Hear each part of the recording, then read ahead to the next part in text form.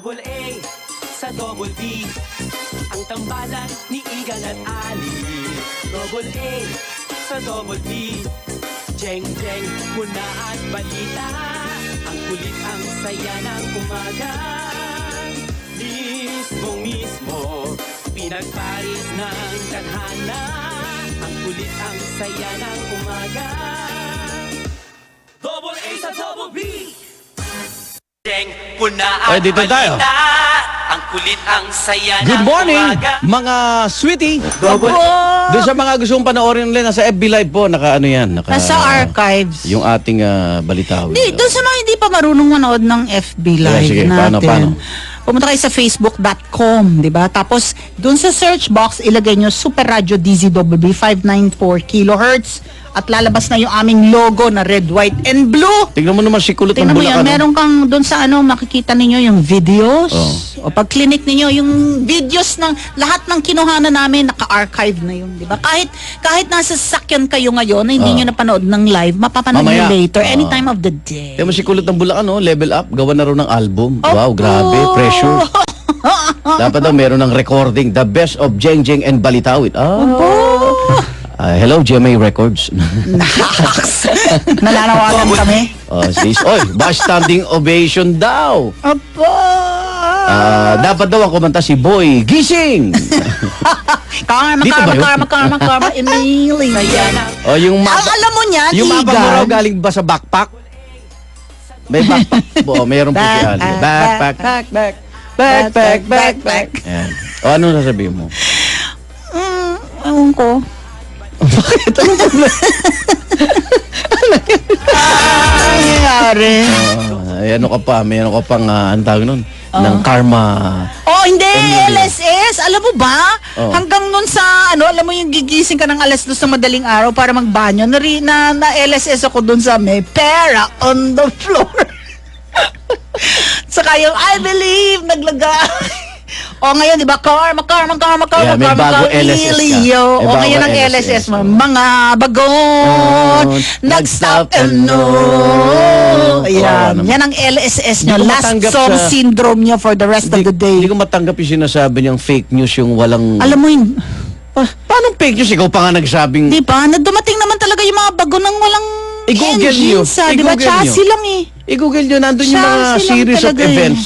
Inuna bagon. Kasi iba ho yung bagon, iba yung makina. Parang bagon made in China, yung makina made in Germany ba? Oh. Tapos yung sinasabi niya, hindi siya lulusot doon sa hindi niya alam. Fake news. Na yung yung kumpanya incorporated lamang a few months before, tapos yung capital niya ay magkano? Wala. Wala pang 7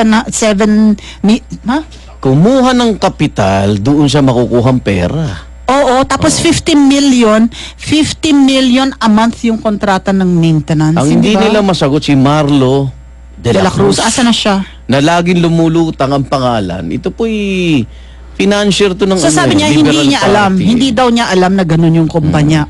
Ano ka doon? Yung parang, akala daw niya na yung ginawa na ng bureaucracia yung trabaho niya. Oo. Na kaya niya pinirmahan. No? Kaya kahapon habang O pinapanood hindi ba ko, ano yun? Hindi ba negligence yun na you just presume? May akala ba na tama? Lahat ng akala mali eh.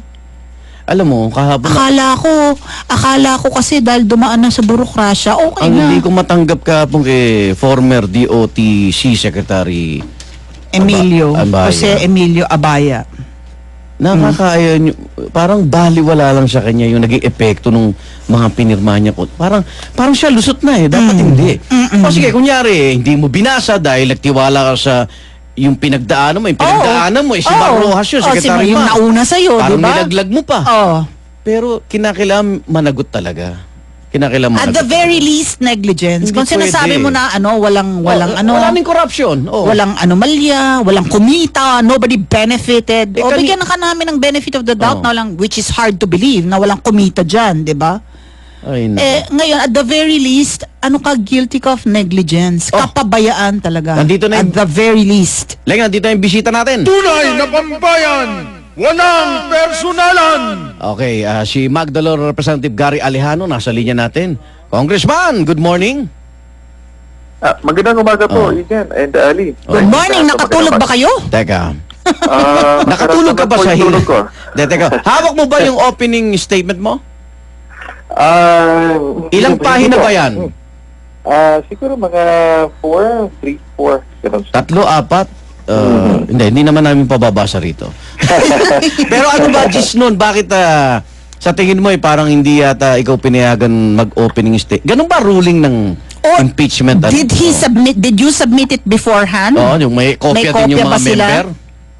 Actually po, ang rules on impeachment, wala hong specific na rules yan. Ano? May general rules lang siya pero walang specific. That means, pwede silang maging stricto, depende sa kanilang gagawin. Pwede naman sila maging liberal sa treatment ng proceedings, which they stated yesterday that they're going to treat the impeachment proceeding with much liberality. Okay. Hindi naman ho nangyari. Hindi yun ang in-expect mo kahapon, hindi ganun dapat. Ang statement ho ay dahil ako nga ang complainant, tatanungin ako, ano bang gusto mong sabihin? Bakit ka nag-file? So, ililay down ko lamang sana ang mga issues kung bakit ako nag-file ng impeachment complaint. Kasi pumunta na kaagad dun sa specific, those are premature questions, but nonetheless, sinagot po natin sa mga kaya natin. Okay. Yung kahapon naging statement ni Congressman Danny Suarez, medyo, hindi ka ba naadun na sinasabi ni Congressman Suarez na wala pa nga 1 taon ng Pangulo. Bakit hindi nyo muna hayaan na maging matagumpay dun sa kampanya kontra illegal na droga, Congressman Alejano? Parang gusto nyo agad alisin siya Ang sa nagulat kasi impeachment minority din. House minority pa to, di ba? Si Congressman Danny Suarez. Paano mo sasagutin yun? Unang-una, hindi naman ho sila minority, kasama ho sila ng majority na nagpapanggap na minority. Ano? Ganun ba? Ang statement na katulad niyan, ito po yung statement ho natin. Napag-usapan na rin ho namin ng grupo yan. But the issue is, kailan ho tayo magpa-file kung 20,000, 30,000 na ang namamatay sa war on drugs? Kasi ang policy ho maliwanag, tuloy-tuloy ho yan. We decided to be silent actually. Pero hindi mo namin matake yung ganitong polisiya. Pero matatanggap mo ba na wala ka kasing direct knowledge o yung sinasabi nilang hindi ikaw Walang mismo personal knowledge. Yes, hindi ikaw mismo ang saksi dun sa mga binibintang na EJK sa Pangulo. Ganito po yan, marami kasing charges nandoon. Kaya dapat maging maliwanag yun. Kung binigyan ako ng pagkakataon, ma-discuss natin isa-isa. Pero ang gusto kasing i-drive ng mga katanungan po kahapon ay yung ikaw ba ang personal, may personal knowledge ka ba sa pinatay? So, kaya nga sabi ko, I have personal knowledge on the issue of extrajudicial killing because there are those who testified and their affidavits, tinignan ko, chinek ko, kinompare ko. May personal knowledge ako, nakita ko ito at chinek ko. Ngayon, on the issue of direct killing, I have witnesses, sabi ko nga ho, and I can present them at the proper time kasi ngayon sa last stage sana, na appreciation of the evidence, testimonies, documents that will be subpoenaed by the court, doon pa lang i-appreciate yung evidence whether totoo ba yung sinasabi ko. Balikan ko lang yung sinabi ni Congressman Mali kanina. Baka nagkamali ka lang ng mode. Sana yung mga biktima mismo daw ng EJK, ang complainant, tas ikaw endorser. So mas hindi mo ba nakita mas magiging madali sana yung proseso? O talagang sa tingin mo suntok sa buwan to? Ganito po, opinion po niya yan. Ano? Okay. If we have to compare yung impeachment complaint against President Erap Estrada, si Chavez Singson po hindi naman complainant. Siya po ay witness. Pero yung complainants na napakarami, I think 15 to 30 complainants nakalagay doon, wala naman silang direct personal knowledge sa wedding issue na sa pagitan ni President Erap at ni Chavez Singson. But they are the complainants. Kaya nga, doon, ginamit nila ang affidavit ni Chavez Singson at ang pagtipistigo niya, yun ang ginamit. Ganun in the same way, I have witnesses. But sabi ko nga, doon na yung issue ng may testimonya ho tayo. Pero doon naman ho sa direct knowledge ng mga policy pronouncement. Kasi itong sinasabi ho natin, resulta itong extrajudicial killing ng policy pronouncement of the President endorsing, espousing, tolerating, condoning, and everything, no? Even rewarding ay marami itong sources. Actually, it is already a public knowledge. Okay. Alam na ho natin lahat yun. 1 year ban ka na, bali next year na uli yung filing. Ano next move? Totoo bang didiretso kayo sa ICC? Alam mo yung nararamdaman ba na hindi popular din yung mga kilos nyo, Congressman? Ganito po yan, simula nung nag-file ho tayo ng impeachment complaint, dapat ho ang katanungan na masagot ho namin, tama ba yung gagawin namin? Oo. Ito ba ay talagang totoo at tama? Sinagot ho namin yan kasi ayaw ho namin tatayuan ng isang bagay na walang laman o kahaka lamang o hindi totoo o gawa-gawa lang. No? So, nag-decision ho kami dyan. Ngayon ho, ready ba tayo sa consequences? Kasi nga, ang iba hindi nila alam yung nangyayari. Akala na ganito lang, tayong nakakaalam, i-file ba natin? Kaya nga, sabi ko, ang worst case scenario ay handa naman ho tayo magkaroon ng political isolation at tingin nila ay kami ay ma-isolate at hindi tama ang aming ginagawa. Ready naman ho tayo. Sa akin lang dito, kahit ho ako na lang mag-isa sa Kongreso na sasabing tatayuan ko yung tama, tatayuan ko kahit ako mag-isa. Ang importante lang dito ho, we are responding to the call of our mandate. No? Ang iniiwasan kasi ho natin na maglaro-laro sa politika and mag-playing safe na lang ho at darating ang araw, hindi na namin makilala ang aming sarili na tumatayo sa aming simulain. No? Ngayon, yung pinalutang na rin ninyo na maaring idulog nyo to sa International Criminal Court sa The Hague, gaano ka buo yung plano na yun, Congressman? Yan po ay still up for discussion. Pag-uusapan pa ho yan. No, dahil Kasi may kaso na ron di ba? Pero yung kay Attorney Sabio, Jude Sabio. Paano yun? actually wala namang hong limit kung ilan ang kaso na pwedeng i-file. No? Ang importante lang dito, we have availed of the available remedy dito sa Na-exhaust na ba? Do you think na-exhaust na lahat ng legal remedies available dito?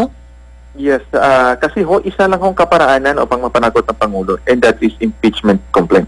Ngayon po, bakit impeachment po? Although it has a political nature, it has also a judicial nature. Ibig sabihin, makakuha tayo ng hustisya dyan dahil pag natanggal yung immunity niya, pwede ho siyang kasuhan. But for the meantime, na immune ho siya, impeachment lamang. So ngayon po may makatotohanan pang proseso, binigyan pong genuine. Ito yung mga term, ano? Willing ba? At naging able ba?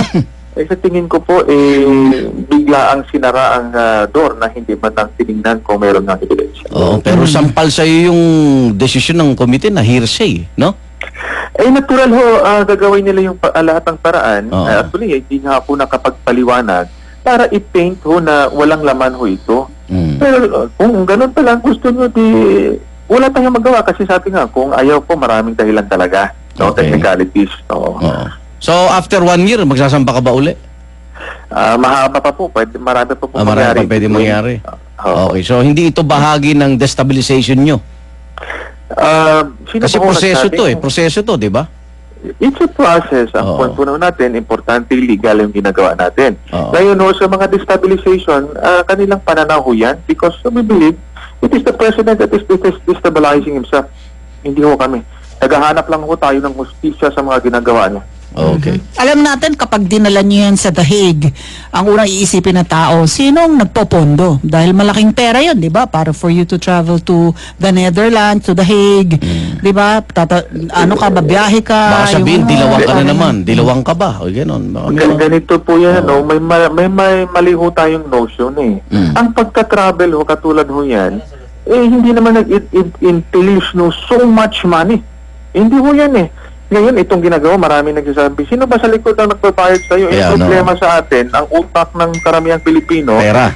Gagalaw ka lang pag may pera. No? In fact, ang kultura ng Pilipino ay naging ganun na. Sa politika, dapat pera ang pag-usapan. Okay. So, in the first place, Congressman, bakit ba yung politika? Sabi nung ilan, eto pasagutin kita, alam mo nang talo ka dyan dahil walang bilang. So, ang kailangan mo lang daw media mileage dahil may plano kang tumakbo sa Senado sa 2019. Yun nga po ang sinasabi. Ibig ba sabihin, I will be deterred in doing what is right and perform my mandate just because ayaw ko mapagbintangang tumakbo? Hindi ho. I will do what I believe is the right thing to do. Ngayon po sa issue ng 2019, wag na ho silang mag-alala kasi sabi na nga ho nila, patay na yung aming political career. Wala ho tayong pag-alala. Sa akin ho, wala akong pag-alala yan. We will die in natural political death kung yun ang mangyari. So wag po silang mag-alala doon. Congressman, maraming salamat po Ay, sa salamat po. panahon na salamat ibinigay po. nyo sa amin. Okay. God bless po. God bless. Good morning. Yeah, Magdalene Representative Gary Alejano. Yan. At balik na kayo ulit doon sa mga nakikinig. Ay, okay, Congressman. Balik na uli kayo. Dahil ang susunod nating guest Ay? Mike Enriquez. Obo! Ay, teka Hindi, muna. wala tayong Okay. natanggap ni isang text na Oo, hindi, pinarating naman natin sa kanya. Oo, Ang popular talagang, talaga siya. talagang... Yung kanyang meron namang isa. Hindi, yun naman ang sinasabi nila, House Minority Leader Danilo Suarez, di ba? 8 sa bawat 10 Pilipino Oo. ay talagang, pabor sa ginana. Ang trust and acceptance sumusuporta ratings pa. ng Pangulo Oo. ay talagang napakataas pa. So, how can you possibly impeach a popular president? No? Political act pa rin yan. Ay, teka muna, ito. 10:27, double A sa Double B sa News TV. Babalik kami. Double A sa Double B, ang tambalan ni Igan at Ali.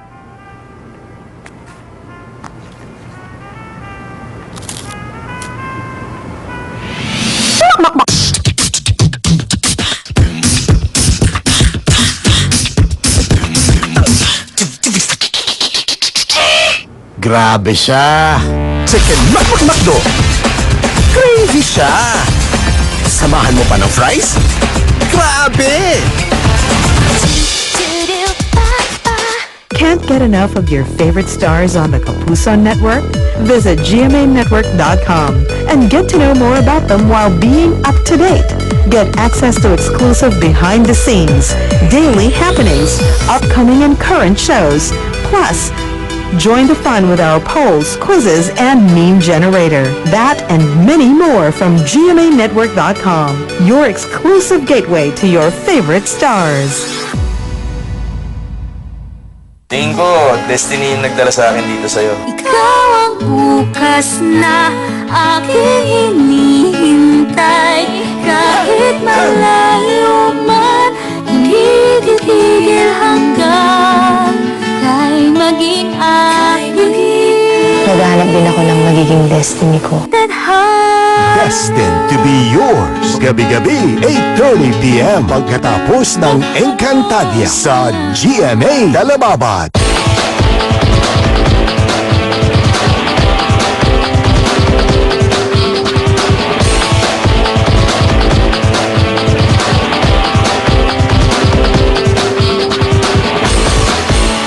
Beat the heat ngayong taginit. Huwag iwanan ng kasama lalo na ang mga bata sa nakaparadang kotse. Pagsuot ng maluwag, magaan at light-colored na damit. Gumamit ng malamig na tubig sa paliligo. Planuhin mabuti ang mga outdoor activities. Proteksyonan ang balat mula sa araw. Mabuting gumamit ng sunscreen kung lalabas ng bahay. Magplano para sigurado. I am ready. Serbisyong totoo ng GMA News. North Korea nagkasa ng sariling artillery drill. Itong pambobomba na ito ay gawa ba ng ISIS o hindi? Diretsahang pagbabalita. Diretsahang pagtatanong. News to go! Double A sa Double B, ang tambalan ni Igan at Ali. Double A sa Double B, jeng jeng muna at balita. Ang kulit, ang saya ng umaga.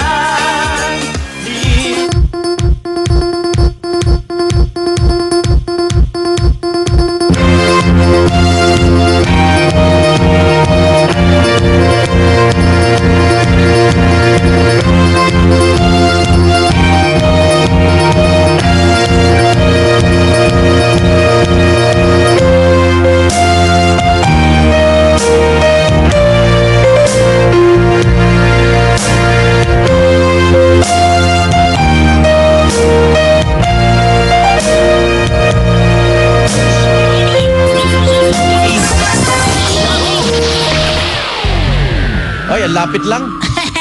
May clearing operation sa Tomas Morato, lungsod ng Quezon. Dito yan sa amin. At sasakyan ng artista! Oy, sasakyan ko! Nabatak! Nato, Alan Gatos! Kaninong artista? Yung sasakyan ni Aiko Melendez na batak din. Naku, si Aiko. Dito, dahil taga Quezon City. Lahat ng mga lahat kasi ng mga nakaparada dito sa bahagi ng Scout area, Morato area na wala sa ayos ay binabatak ngayon ng mga Teka muna. ng MMDA. Para yatang unfair sa motorista kasi binabakbak nila yung sidewalk Saan magpapark yung mga yan? Di ba? Nakabakbak yung mga bangketa, may beautification na naman. Yung stretch ba na yan? Merong roadworks na nangyayari. Maayos naman ang kalsada dito. Maayos dyan Kalsada. Maayos dun. Hindi yung Kung kalsada. saan sila nagpark. Maayos. Saan lugar ba sa Morato yan? Mukhang sa bangketa, pinark Ayos na mismo, nakikita mo. Teka muna, bawal mag-park dyan? Bangketa hindi dun Kasi basta sakop yung sidewalk at saka yung kalsada. Ibalik ang bangketa! Ibalik ang bangketa sa ibalik mga ang bangketa sa pedestrian. Sa kaawa ng pedestrians natin, wala nang malakaran, no? O ba yung patay ang negosyo dyan? Nako, yun pa Paano yung mga bangko dyan? At sa mismo dito... Alam mo, kung ikaw ay commercial establishment, dapat inisip mo na yan. Di ba? Bumili ka ng setback. Hindi kasi tayo naman ipabago-bago. Pwede para may mag-park. parking space ka. Depende sa init ng ulo Pwede mag-park. Tapos magkakahuli yan. Maganda yung ginagawa nila ngayon na pinapatupad nila yan. Nasanay kasi tayo Ang tagal kasi nasanay na pinabayaan lang nawili. Ang bawal-bawal. Yun, nako. At kung saan nag-operate itong mga tauhan ng MMDA. Paano kung kakain tayo ngayon sa Morato? Saka magpapark? Ang bawal-bawal. Mag-taxi na lang tayo. Magyayaya ka pa naman next week. Mag-taxi tayo. Birthday ni nanay, nagyayaya si nanay. Mag-taxi tayo. Nanay, pasundo na lang dito. Pasundo na lang tayo. Hindi talaga. Totoo naman yan. Totoo naman yan. Kawawa naman yung mga pedestrians andun. Kita mo, isusugal pa yung buhay nila, bababa doon sa kalye. Tapos ikaw naman, bilang motorista, iwas ka ng iwas dahil may naglalakad na pedestrian sa kalye. Leng, maghanap tayo sa May 29 kung saan may parking na kainan. True. Alam mo, isang magandang solusyon yan. Kumain tayo. Saan tayo magmi-meeting? Saan tayo kakain? Yung may parking. Sasabihin, doon tayo kumain sa ganyan. Ayoko doon. Ang hirap mag-park. Dapat konsiderasyon mo yun Pero ito ba, hindi niingas kugon kung talagang ang clearing operation na yan bawal na talaga, dapat ipakalat natin yung impormasyon. At dahil madalas yung towing sa area na to, Alan, di ba? Sa Scout. Ang dalas sila mag-towing, kasi diba? yung paghahanda sa anong shortcut yun, Alan, yung Scout Mabuhay Lanes. Bypass na ginagamit. Niluluwagan na nga yung mga kalye.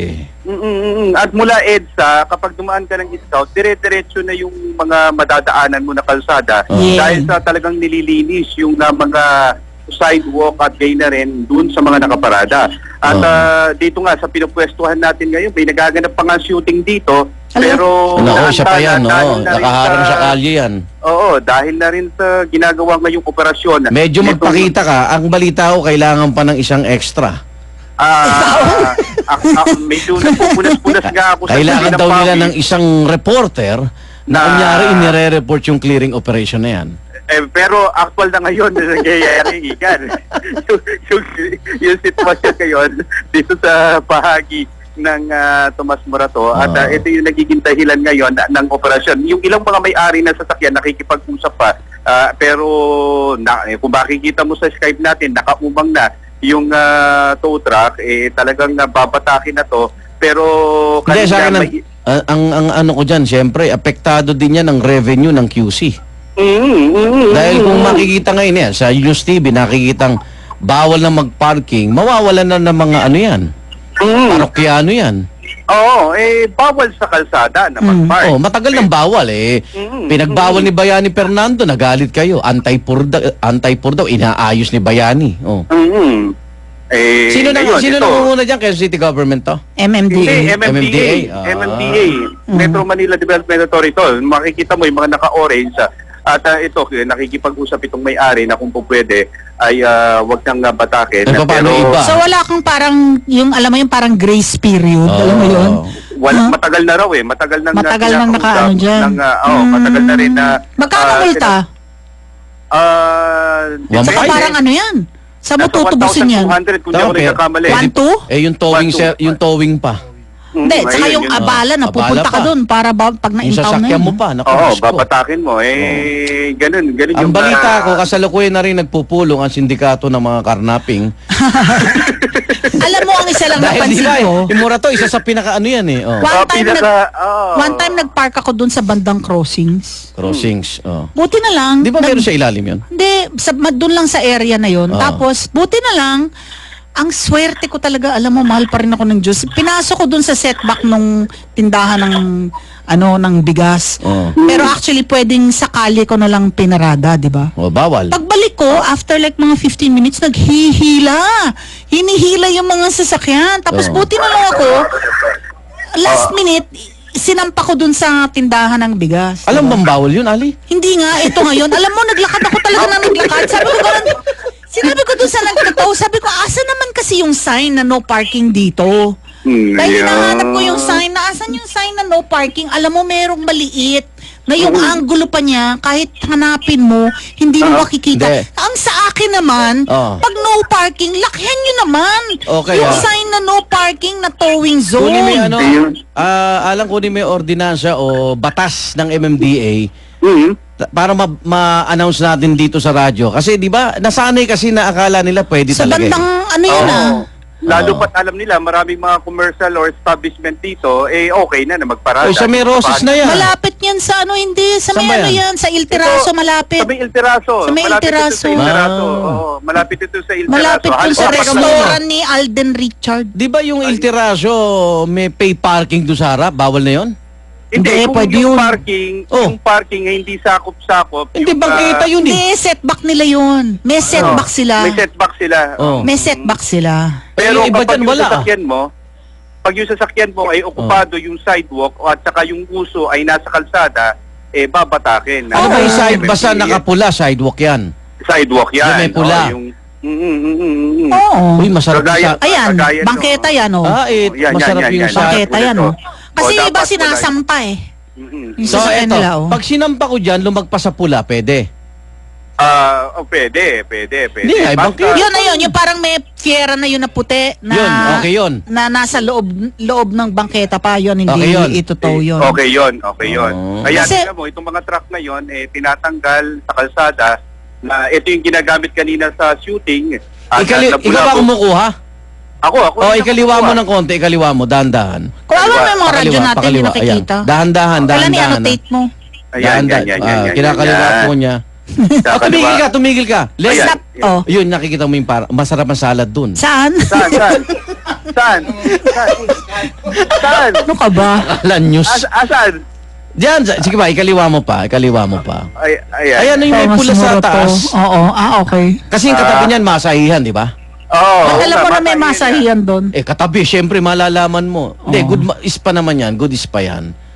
Yung isa doon, floor de something yan. Fleur de lis. Masarap ang potato salad yan. Tsaka pork chop. Diyan ka naman ang halian kasi matatagalan ng clearing operation dyan. Teka muna, yung nakapark na yun, bawal yun. Yun, hindi. Sakto naman Hindi naman nila na-occupy yung sidewalk. So yung may lalakaran pa rin. Alam pero hindi pa rin sila consistent dito sa gilid natin. Ang dami pa rin minsan kahit towing zone. Minsan kapag meron pa rin mga naka-double park ng mga baka guess natin yun, nakapark dyan. Hindi, tsaka pag naikutan niya ng MMDA kasama yung mga tow truck, hahatakin. Kaliwa mo ang kuha mo. Kaliwa ko pa ng konti. Sige pa, kahit nangangalay na ako pag kaliwa pa. Sige. Inaanap ni Ali yung Concha Concha ni Aldo. Sige na. Meron nating report. So sila Wayne, sila Ninfa, sila Carlo nakaabang. Okay. Sige, balikan lang kami. Okay, teka lang. Superradyo DZWD. Naghihigpit ng towing Parang siguro, alam mo naman tayong mga Pilipino, di ba? Ay, mahigpit ngayon ng towing. Wag. O, di ba? Yan, tax reform. Tax reform package. Bumili na kayo ng kotse. Ganun din. Diba? 300% ba ang itataas ng tax reform package ng Administrasyong Duterte? Inaasahang mapapatibay pa din ng Kamara bago matapos ang unang regular session ng Kongreso. Akala ko pasado na on third reading. Wayne Salvacion, good morning. Ay hindi, committee level pa lang. Sa committee level pa lang. Medyo malayo-layo pa ang tatakbo. Ang tatahakin ito? So, dapat mag-ipon-ipon ka na, no? Ng pambili ng sasakyan? Asahan na natin na within this year baka malaki ang posibilidad kasi yung mahaba pa lamang na debateng inaasahan natin sa plenary pero kung isa-certify ni Presidente as urgent measure, swak na swak ang pag-a-approve nito. Pero kaya nga daw po kakayanin ng Kamara na ma-aprobahan hanggang ikatlong pagbasa ang comprehensive tax reform package ng Duterte administration bago mag-adjourn sinibye ang unang regular session ng 17th Congress sa buwan ng Hunyo. Sinabi ni House Ways and Means Committee Chairman Dakila Carlo Cua na siya rin may akda na CTRP bill sa Kamara na may susumitin nila sa Rules Committee ngayong linggo yung final na version ng panukalang ito na nakapasa sa Ways and Means Committee at Appropriations Committee. Inaasahan ni Cua na kung hindi man sa Miyerkules ay sa darating na Lunes may isasalang na sa plenary ang panukalang tax reform package. Isang version lang ba yan, Meng? Marami actually na mga panukalang batas tungkol sa pagre-reforma sa buwis ang pinagsama-sama na sa ilalim ng CTRP bill mula sa iba't ibang kongresista ito. Pero majority ng mga tax reform package na isinulong ng Department of Finance ay nakapaloob dito sa CTRP bill ni Congressman Cua. Kumbaga, isinablit ng Department of Finance yung kanilang proposal dito sa Kamara.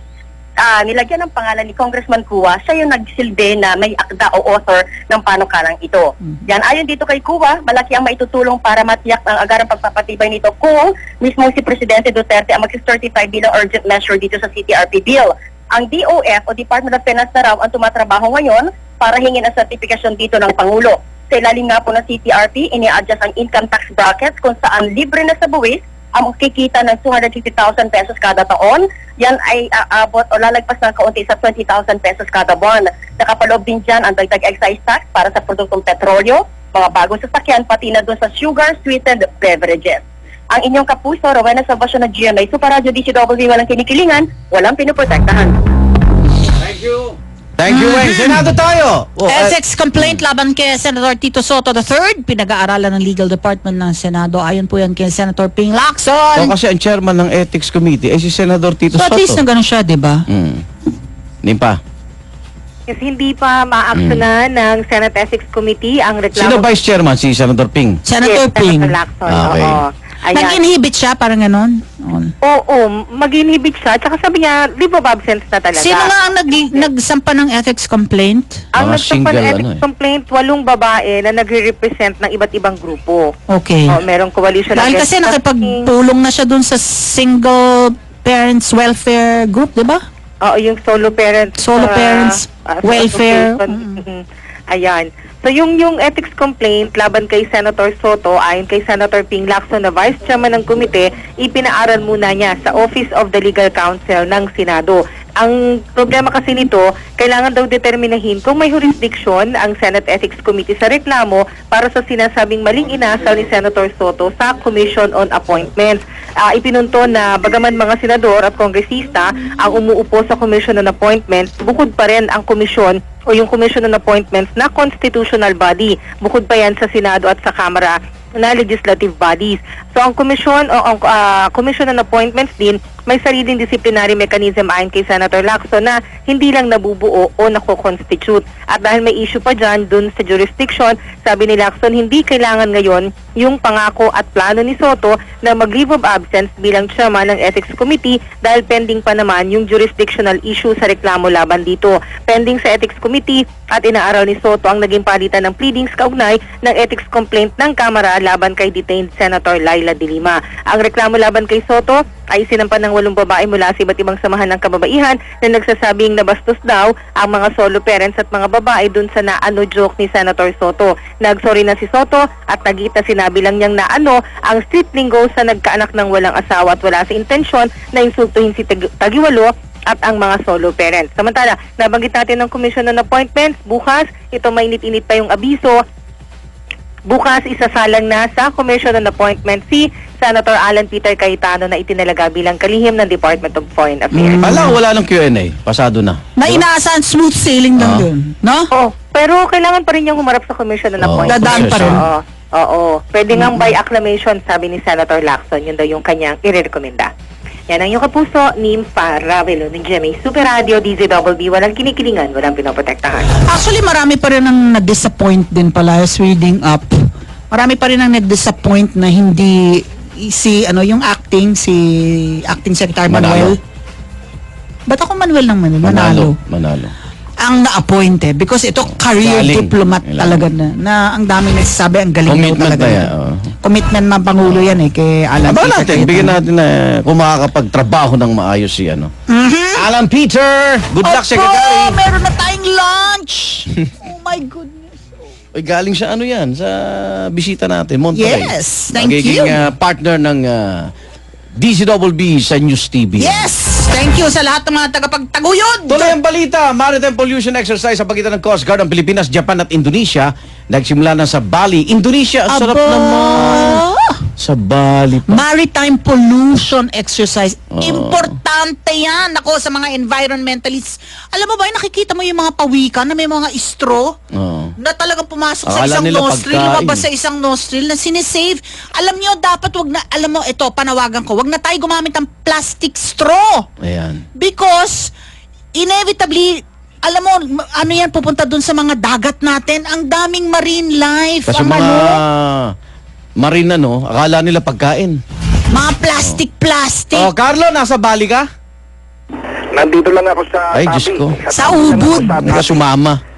Di sana nasuot mo yung Felix bakat mo. Oo, ngayon nasa tabi-tabi lang ako. At formal nang nagsimula itong Maritime Pollution Exercise o MARPOLEX 2017 sa pagitan ng Pilipinas, Japan at ng bansang Indonesia. Sa Bali, Indonesia, nasa 200 mga contingent at kinatawan ang mula sa Philippine Coast Guard, lulan ng Search and Rescue Vessel PRP Pampanga, PRP Nueva Vizcaya at ang Multi-Role and Response Vessel PRP Tumataha at ang tugboat Habagata, habang 3 malalaking barko, 500 contingent naman ng kalahok mula sa Indonesia para sa aktual na pagsasanay. Ayon kay Commander Arman Palilo, tagapagsalita ng Philippine Coast Guard, tututok naman sa usapin ng mga technical expert ng Japan Coast Guard hinggil sa oil spill at search and rescue para masanay sa tinatawag na interoperability ng mga kalahok sakaling mangailangan ng respondent sa isang malawakang oil spill. Halimbawa na sa karagatan na sakop ng Pilipinas at ng sa Indonesia.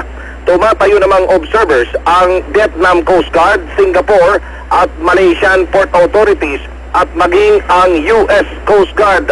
Malakihan niyang matutulong ng pagsasanay na ito, lalo't pinasinayaan na ni Pangulong Rodrigo Duterte at Indonesian President Joko Widodo ang biyahe mula Davao patungo ng Indonesia bilang bahagi ng ASEAN Economic Integration. Ang inyong kapuso, Carlo Mateo ng GMA Supradio DCWB, walang kinikilingan, walang kaprotektahan. Thank you, Carlo Mateo. Oras natin. Alas 10:49 na.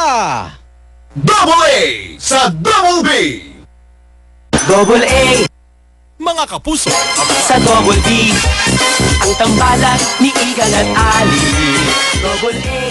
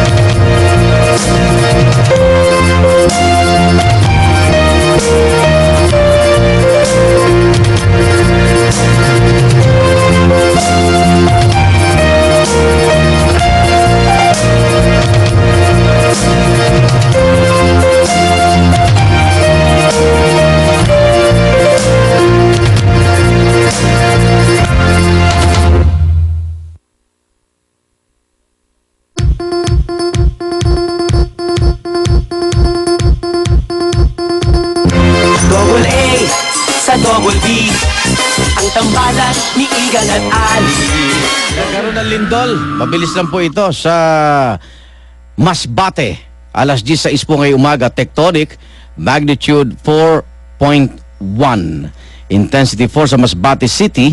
Intensity 5. Lumakas pa pala. Ito yung mga napaulat po na yung instrumental intensity niya, intensity 5. Wala pong inaasang damage ito. Ang mahalaga, magpapa-issue daw po ang Feebox sa mga karagdagang bulletin sa susunod na mga oras. Oy, salamat, salamat! Superradyo DZWB Flash Report! Sabi ka nang tandaan, sinabi ni Lisa, ayusin din yun sa bangketa. Sana ayusin din nila na hindi porkit nasa harap nila, kanila na yung kalye. May mga ganun ng mga establishmento. Akala nila yung harap nila, kanila na yung kalye. Lalagyan ng harang, only for... mali yun. Ang inyo, pag setback. Yung kumbaga part ng property nyo. Alam mo, actually, sabi nga nung anak ko, sabi ni Santino, sa LA, pag no parking, pula. Makikita mo talaga pula. I-color code ninyo, magpintura kayo ng pula. Para mas hindi mo na kailangan magpaskil na no parking, di ba? Basta maintindihan ng tao pag yung doon sa bangketa na gano'n, pula, ay hindi ako pwede mag-park dito. Easier, di ba? Mas simple. Let us simplify our lives. Text pa pa tayo, Igan? Paalam na tayo. Paalam tayo. Paalam na kami kasi easy-easy lang. Andito na sila Susan saka sila Lala. Just to go. Nandiyan na. Asahan namin kayo bukas. Babalay sa WB, walang iwanan. Lagi namin paalala ni Igan sa inyo. Tsaka Lixto, kumakain ka pa sa harap ng TV, Always remember, don't you ever forget, God is so good. All the time. Bye mga sweetie. Ang tambalan Double A sa Double B. Ang tambalan ni Igan at Ali. Double A sa Double B. Jeng jeng muna at balita. Ang kulit ang saya ng umaga. Mismo pinagparis ng tadhana. Ang kulit ang saya ng umaga. Double A sa Double B.